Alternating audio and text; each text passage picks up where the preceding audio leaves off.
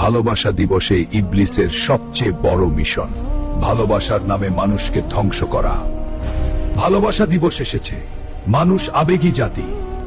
আজ তোমরা তাদের হৃদয়কে ব্যবহার করে জেনে লিপ্ত করাও। আমার আদেশ পালন করো। আজকের দিনে যদি সুখের কাজ না করো তবে কবে করবে? নির্জন পার্কের ঝোপঝাড়ে যাও। তাকে নিয়ে হোটেলে কেন যাচ্ছ না? আমরা তো ভালোবাসি, একটু কাছে এলে কি ক্ষতি? কিন্তু এটা কি ঠিক? ভালোবাসা যদি হারাম পথে যায় তবে তা ভালোবাসা নয়, তা হলো শয়তানের ফাঁদ। তোমার কি উচিত নয় তার সাথে ব্রেকআপ করা? না, সে তো ঠিকই করেছে। আমিই তোর ধোকায় পড়ে গিয়েছিলাম, তাই তাকে হালাল ভাবেই অর্জন করব ইনশাআল্লাহ।